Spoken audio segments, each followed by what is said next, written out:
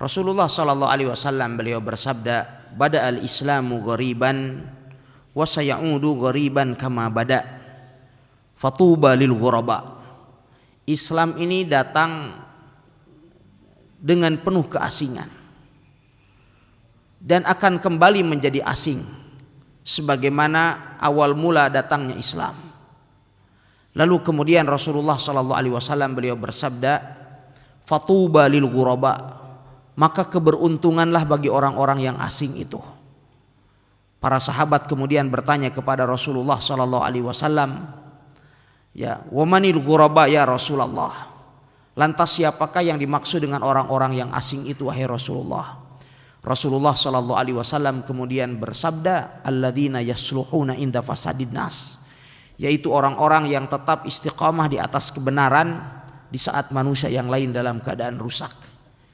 Di dalam riwayat yang lain Rasulullah SAW beliau ketika ditanya tentang al-ghuraba, Rasulullah bersabda, "Alladzina yasluhuna atau alladzina yuslihuna ma afsadahun nas." Yaitu mereka orang-orang yang melakukan perbaikan terhadap perkara-perkara yang telah dirusak oleh manusia yang lain. Jadi al-ghuraba mereka adalah orang-orang yang saleh dan orang-orang yang muslih. Orang-orang yang baik bagi dirinya dan juga berusaha untuk memperbaiki orang lain. Dan tentu yang lebih penting bagi kita sekalian bahwa keasingan itu bukan pada pakaian, tetapi pada akidah dan ibadah kita sekalian. Dan tentu bahwa terkadang keasingan itu tampak pada pakaian kita. Tetapi seyogianya pakaian kita tidak boleh menjadi pembatas dalam interaksi kita dengan orang-orang yang ada di sekitar kita sekalian. Selalu kita menampakkan akhlakul karimah di tengah-tengah masyarakat. Kita seyogianya senantiasa dekat dengan mereka, walau dengan keterasingan yang kita miliki, dan itu adalah bagian daripada akhlakul karimah. Oleh sebab itu Al-Hasanul Basri rahimahullah ketika beliau ditanya tentang husnul khuluq, akhlak yang baik itu seperti apa, beliau mengatakan, "Antakuna ghariban bainan nas qariban minhum."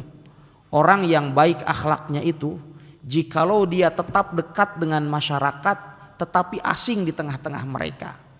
Asing dengan akidahnya, asing dengan tata cara ibadahnya, tetapi tetap menjalin komunikasi yang baik dengan masyarakat.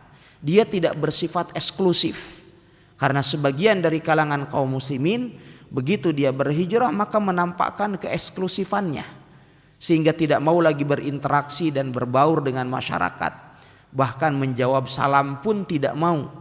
Ya, sulit menebarkan senyum di tengah-tengah masyarakat. Ini tentu adalah bukan bagian daripada akhlakul karimah.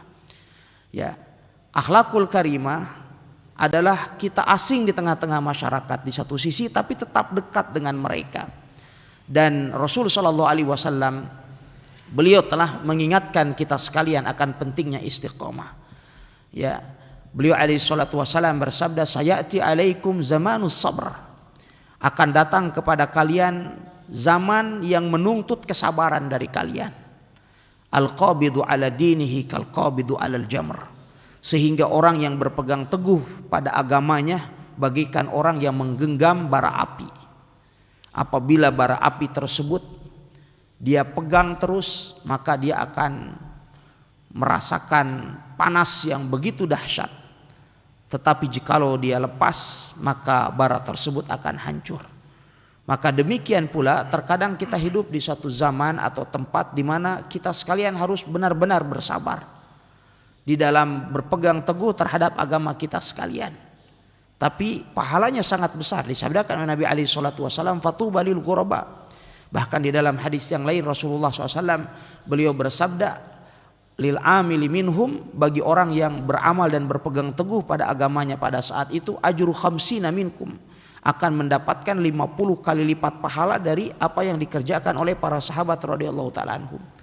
Sehingga para sahabat bertanya saat itu kepada Rasulullah SAW, "Wahai Rasulullah, 50 kali lipat dari amalan kami atau amalan mereka?" Rasulullah mengatakan akan tetapi 50 kali lipat dari amalan kalian.